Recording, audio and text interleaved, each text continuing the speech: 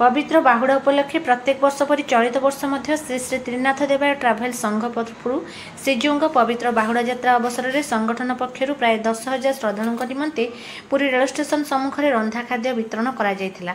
संघ सभापति गोपबंधु प्रधान, संपादक कान्हुचरण दड़ाई, उपसभापति एस जयराम रेड्डी, सह संपादक संतोष प्रधान, कोषाध्यक्ष प्रकाश कुमार प्रधान एवं उपस्थित थिबा कमिटी सदस्य Diwakar Pradhan, Prashant Nayak, S Babu Reddy, D Ramana Reddy, Ramesh Chandra Guchhayat, S Gopi Reddy, R Shiv Reddy, Purnachandra Pradhan, Mangulicharan Pradhan, Govind Chandra Majhi यह समस्त सदस्यवृंद उपस्थित थिले।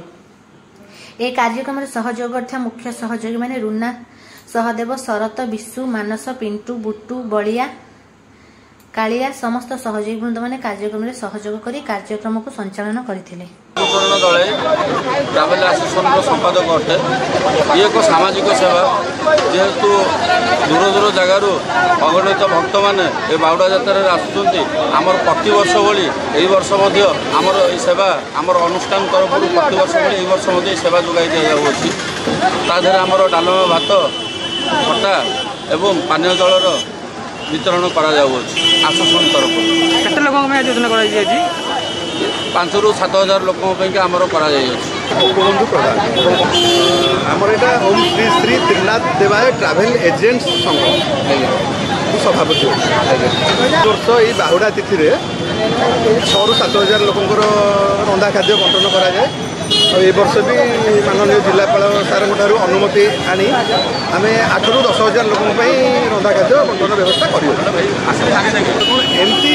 रथयात्रा सेवा मनोवृत्ति रखिकी आम जमी कर समस्त कौन आमर तो मेन स्थायी होमें जमी आम पेट पाटना सुरक्षित केमती रही स्टेशन भितर व्यवसाय केमती आमर स्थायी भाव में आम व्यवसायटा सुरक्षित रही आम पूर्वतन सभापति श्री श्री त्रिनाथ देवाय ट्राभेल्स एजेंट संघ श्री अक्षय कुमार पट्टनायक। ये कार्यक्रम आज विगत 15 ରୁ 17 वर्ष धरी ये कार्यक्रम आम कर श्रीजीउंकर बाहुड़ा यात्रा आसुवा श्रद्धालु मानू अन्न डालमा खटा पानीय जल किभली भाव आम सुरक्षित भाव सेवा जोगई देवु से सदासर्वदा आम समस्त सदस्यों सहमति समस्त सहयोग विगत 17 वर्ष धरी कार्य आम कर पुरी सहर को श्रीजीउंकर रथयात्रा आसुवा अगणित भक्त कहीं केमती केतले उपास न जातु ये अन्नभोजन करूँ और जगन्नाथ महाप्रभुर रथ टाणु। यहाँ आम मुख्य लक्ष्य। ता सहित